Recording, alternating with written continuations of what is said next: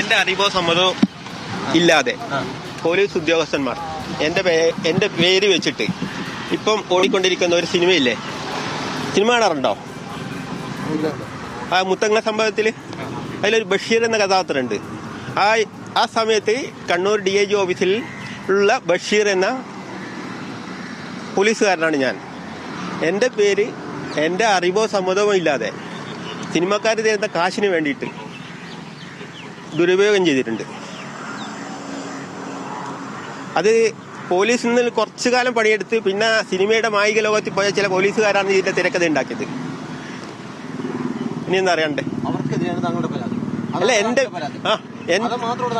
അല്ല 30 വർഷത്തെ ഒരുപാട് പരാതിയുണ്ട്. ഇത് കംപ്ലീറ്റ് ഫയല് ഞാൻ പത്രസമ്മേളനം വിളിക്കാം.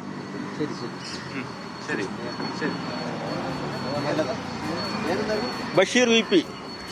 ബഷീറിന്റെ പേര് വന്നോണ്ടാണ് പ്രശ്നം. താങ്കൾ മുത്തങ്ങ സംഭവത്തിൽ അവിടെ പങ്കാളിയായിട്ടുണ്ട്. മുത്തങ്ങ ഇൻസിഡന്റ് നടക്കുമ്പോ കണ്ണൂർ DIG ഓഫീസിലുള്ള പോലീസുകാരനാണ് ഞാൻ. എന്റെ പേര് ബഷീർ എന്നാണ്. ആ സിനിമയിലൊരു ബഷീർ എന്ന കഥാപാത്രം നിങ്ങൾ കണ്ടിട്ടുണ്ടോ? സിനിമ ആണല്ല, എന്നാ ഒന്ന് കണ്ടുനോക്കട്ടോ. താങ്കളുടെ നിലവിലുള്ള പരാതി ബഷീർ എന്ന പേര് ഉപയോഗിച്ചതാണോ അതോ 30 വർഷം താങ്കളെ പീഡിപ്പിച്ചതാണോ? എന്താണ് താങ്കളുടെ പരാതി? എന്തിനാണ് താങ്കൾ DGP കാണാൻ നീതിയുടെ കാർഡ് അല്ലല്ല എന്റെ ID police ID Kannur city commissioner തന്ന ഒരു ID കാർഡ് ഉണ്ട്.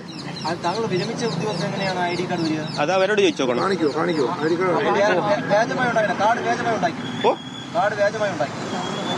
അല്ല ഞാൻ പറഞ്ഞില്ലേ 30 വർഷം പോലീസിലുണ്ടാവുമ്പോ വരും വരായികൾ എന്താണെന്ന് എനിക്ക് വ്യക്തമായിട്ട് അറിയാം.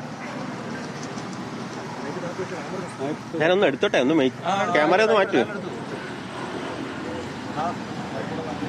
എന്റെ ID കാർഡ് അവർ വാങ്ങിച്ചു പോയിട്ടുണ്ട്.